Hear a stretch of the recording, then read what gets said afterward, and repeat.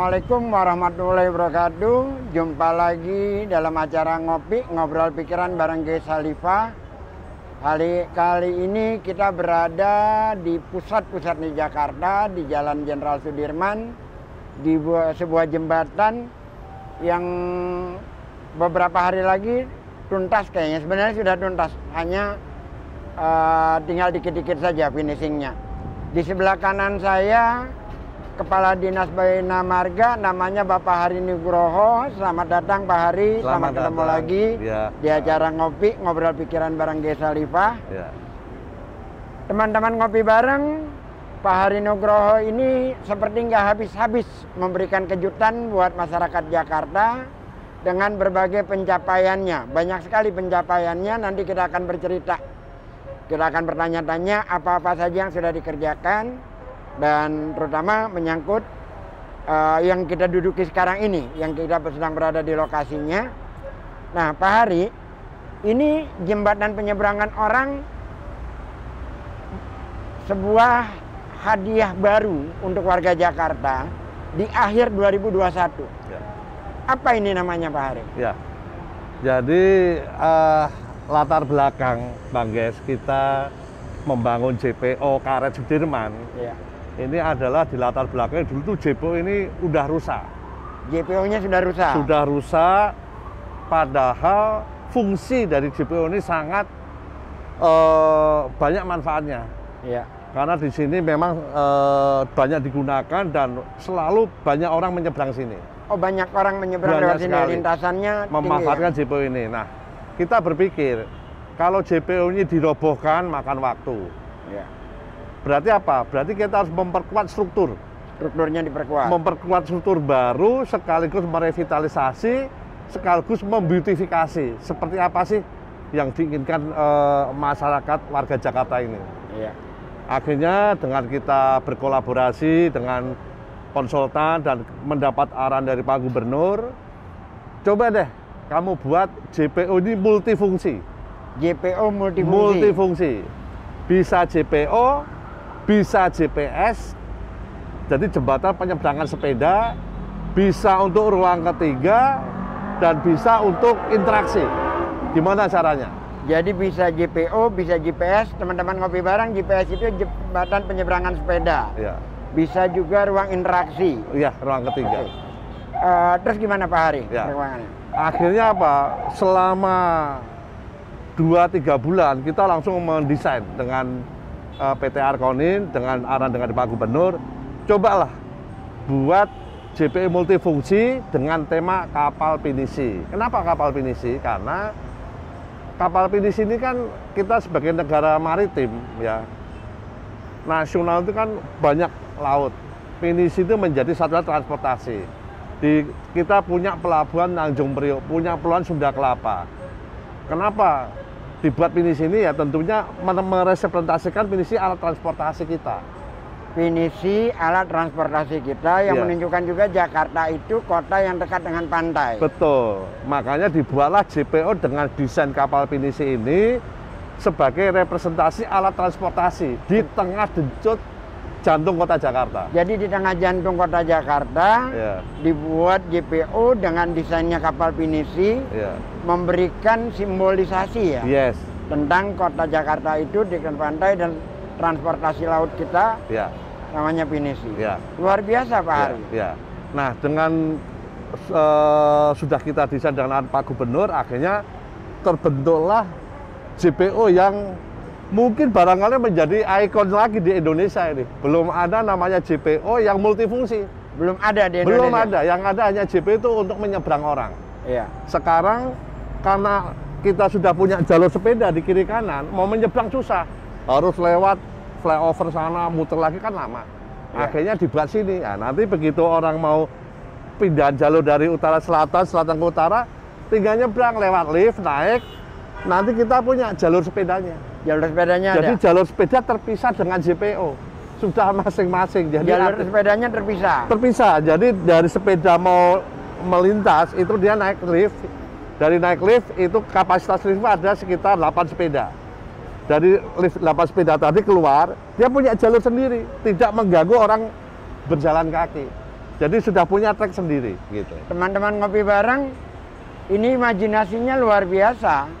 Jadi jembatan penyeberangan orang ini ada 2 lintasan. Satu lintasan untuk orang yang berjalan kaki, satunya lagi lintasan orang yang bersepeda, dan lintasannya berbeda. Jadi ini dipikirkan matang-matang dari awal, jadi bukan hanya sekedar membangun, tetapi juga memberikan experience ya Pak Hari ya, memberikan experience untuk orang berada di wilayah Sudirman ini menikmati pengalaman baru, kira-kira kayak gitu. Ya. Saya mendengar bahwa jembatan ini dipersembahkan, diapresiasikan ya, untuk para tenaga kerja kesehatan kita Pak Hari. Betul. Bagaimana ceritanya Pak Hari? Jadi ini kan waktu bangun kan dalam kondisi pandemi. Nah Pak Gubernur mengarahkan, coba deh, ini di Jakarta situasi pandemi ini memang sangat sulit sekali. Dulu PAD kita itu namanya Jakarta udah paling keren. Begitu dihantam pandemi langsung rontok jauh. Sampai kita minus.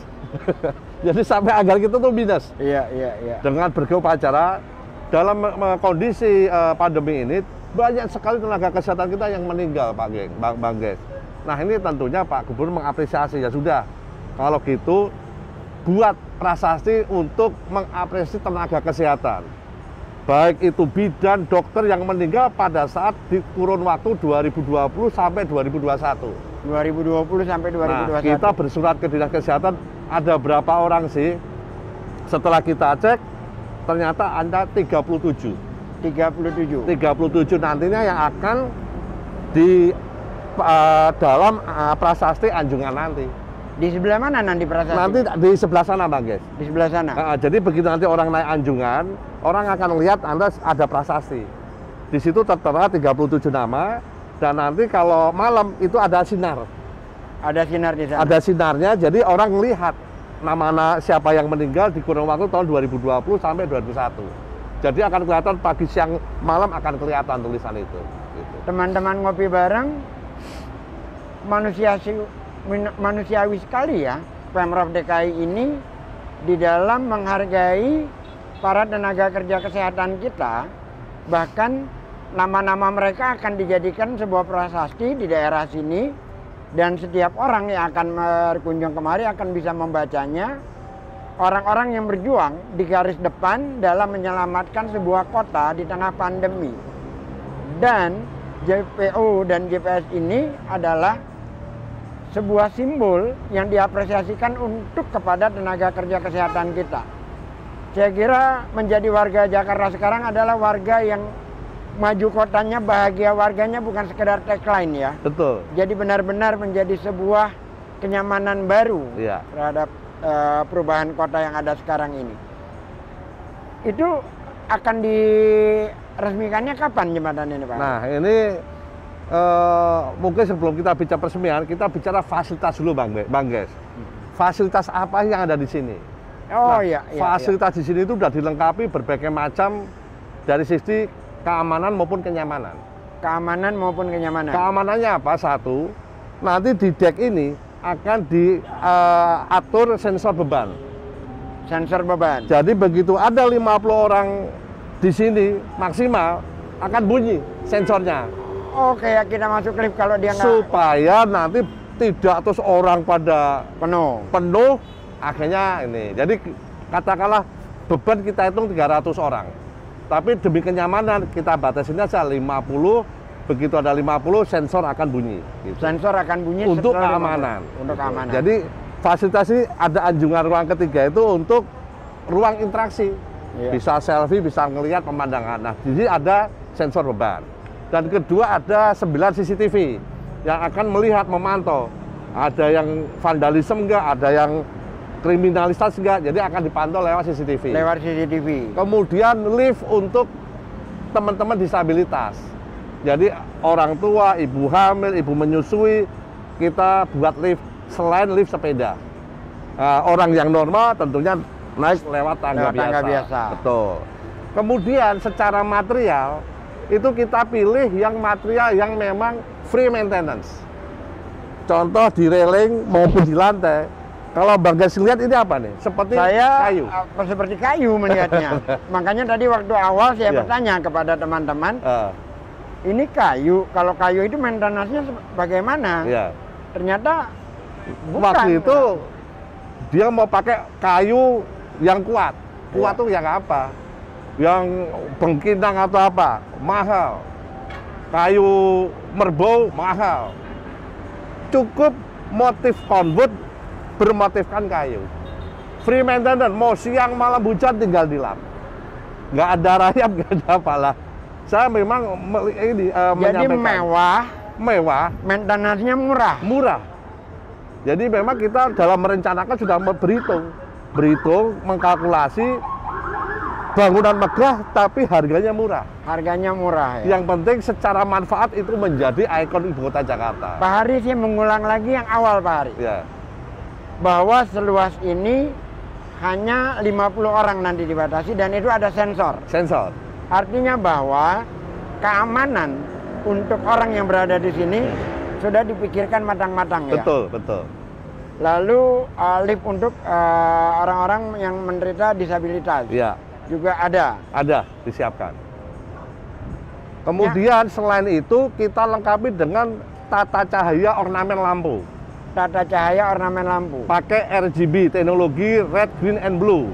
Baik di railingnya maupun di anjungan maupun di ininya, di atap. Di atapnya. Jadi nanti kalau kelihatan malam itu kelihatan bagus.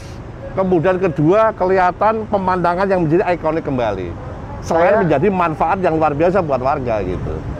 Saya teman-teman ngopi bareng berbangga hati dengan kondisi Jakarta sekarang yang perubahannya luar biasa. Jadi ada beberapa hal lain yang saya ingin infokan kepada teman-teman. Pak Hari ini bukan hanya mengerjakan JPO Pinisi ini, bukan. Tapi ada banyak lagi yang dikerjakan oleh Pak Hari. Salah satunya adalah putaran tapal kuda di Lenteng Agung dan Tanjung Barat. Juga Pak Hari merubah nerakanya Jakarta Senen menjadi destinasi wisata. Lalu juga membuat flyover di Cakung. Dan ada banyak lagi pencapaian dari Dinas Bina Marga. Pak Hari, Jakarta kan nggak punya duit. Kok bisa sih mencapai achievement seperti ini? Nah, itulah kemarin Pak Gubernur juga menyampaikan, kamu dalam kondisi pandemi ini harus bisa pinter-pinter nyari duit. APBD kita kosong. Kita utamakan untuk kesehatan dan pendidikan dulu. Terus infrastruktur, carilah anggaran di luar APBD. Ya alhamdulillah kita cari-cari, akhirnya kita carilah kewajiban pengembang yang memang harus bisa dieksekusi melalui KLB, SP3L.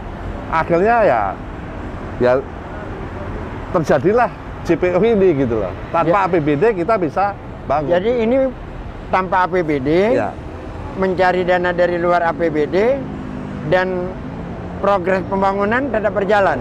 Tetap. Dalam kondisi pandemi, alhamdulillah dengan waktu 8 bulan ya selesai. Dalam waktu 8 bulan? Itu effortnya itu sedemikian rupa Pak Hari? Ya memang awal-awal deviasi negatif itu ada. Langsung kita datang, jadi saya tiap bulan itu habis naik sepeda pasti kontrol ke sini. Apa kekurangannya apa, perlu masukan apa, kendalanya apa. Memang kendala-kendala itu pasti ada terhadap kiri kanan, pada saat bangun utilitas, ada utilitas di bawah, ruwet ini, kiri kanan kita harus benahi, ada yang komplain apa, ini effort. Tapi kita maintain terus, ya alhamdulillah 8 bulan selesai. Sampai dalam selesai. kondisi yang begitu gitu. Teman-teman ngopi bareng, inilah Pak Hari Nugroho, Kepala Dinas Bina Marga, yang memberikan hadiah. Buat saya adalah hadiah bagi warga Jakarta dengan penambahan-penambahan ruang publik baru yang saya kira bangunannya luar biasa ya. Di tengah jalan raya seperti ini ada destinasi wisata baru dan namanya JPO Pinisi. Dan insya Allah mungkin akan diresmikan tahun ini juga ya? Ya, kemarin kita tinggal finishing untuk SL Olive, kemudian perapian, ya mudah-mudahan sih ya beberapa hari atau mungkin minggu ke depan mungkin bisa diresmikan. Minggu ke depan bisa diresmikan ya? Pak Hari, saya mau tanya yang lebih detail lagi Pak Hari ya. Kalau tidak pakai dana APBD seperti ini, pembangunan-pembangunan yang lain juga sama seperti itu juga? Ya. Tetap jalan juga? Iya. Kemarin yang waktu pandemi, itu kita udah berkontrak yang pekerjaan proyek 4 besar. Yang underpass Senen, kemudian 3 flyover, itu sempat macet 1 bulan. Sempat macet 1 bulan? Pada saat pandemi di 2020. Nah, terus gimana caranya nih? Duit udah kepake semua untuk ini. Saya sampai ke Pak Gubernur, kalau sampai proyek ini mangkrak Pak, ini akan lebih menyiksa gitu. Gimana caranya? Udah kita cari-cari dana-dana apa, akhirnya kita dapat pinjaman pen.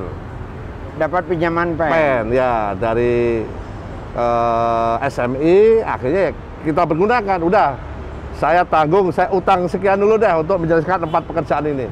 Alhamdulillah, Desember 2020 sampai di 2021 awal 4 proyek besar itu selesai semuanya. Apa aja tuh 4 proyek besar? Underpass Senen, kemudian flyover Tapal Kuda yang di Lenteng Agung, Tanjung Barat maupun Cakung.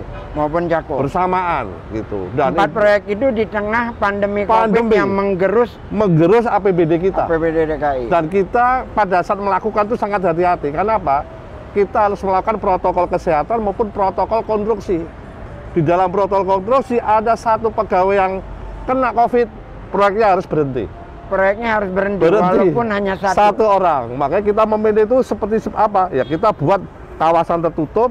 Kalau makan itu harus catering, harus ada kliniknya, harus ada tempat pemeriksaan tiap pagi, siang, sore harus dikontrol kesehatan para pekerja. Kita terapkan ketat. Kalau enggak berhenti itu proyek. Teman-teman ngopi bareng.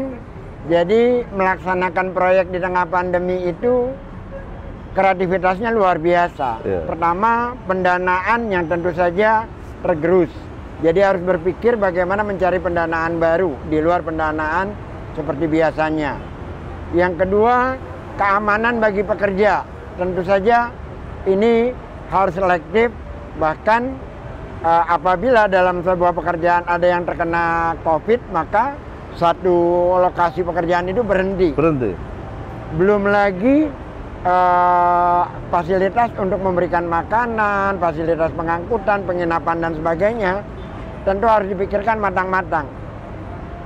Dan orang biasanya berpikir pada akhirnya, tidak melihat prosesnya. Iya, hasil. Saya kira prosesnya itu yang lebih luar biasa daripada hasilnya ini, karena prosesnya itu mencerminkan semangat yang luar biasa, mencerminkan dari pola pikir yang luar biasa kreatif, dan mencerminkan juga semangat dari bahwa kota ini akan terlepas dari pandemi.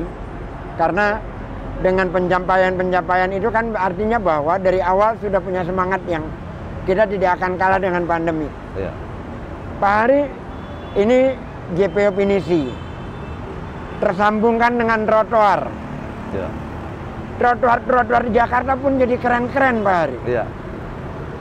Itu bagaimana caranya itu? Dananya dari mana? Pengerjaannya sudah sejauh mana? Jadi alhamdulillah nih Bang Ges, itu untuk trotoar kita tuh sedang menyiapkan rencana induk pembangunan trotoar sampai ke 10 bahkan 20 tahun ke depan. 10 sampai 20 tahun ke depan. Jadi siapapun pemimpinnya kita udah nanti siapkan. Kita sudah mulai di tahun 2019 pada saat saya awal-awal menjabat, itu saya udah buat roadmap-nya dulu. Bahwasanya kalau ada duit sekian, wilayah mana yang dikerjakan, ada duit sekian, wilayah mana yang dikerjakan. Jadi kita udah punya long list-nya. Long list, kemudian kita buat short list. Begitu ada anggaran APBD sekian, kita kerjakan ini dulu, anggaran sekian. Nah kemarin kita hanya dapat anggaran sekitar 100 miliar.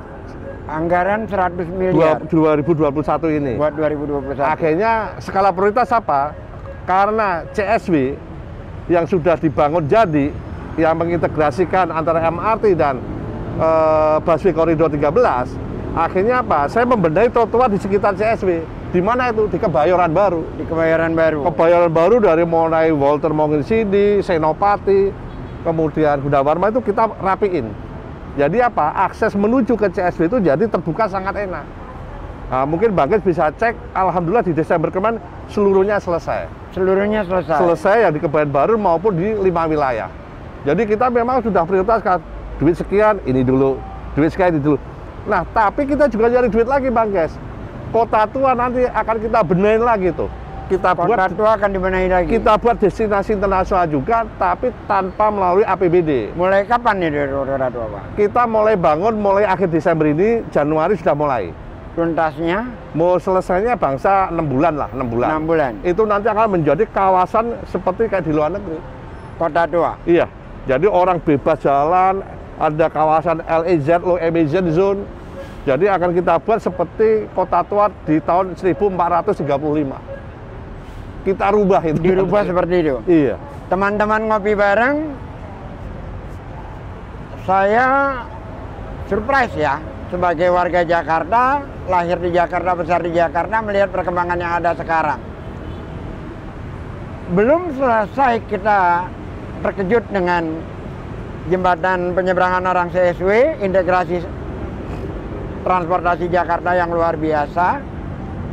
Sudah ada lagi baru jembatan penyeberangan seperti Pinisi ini.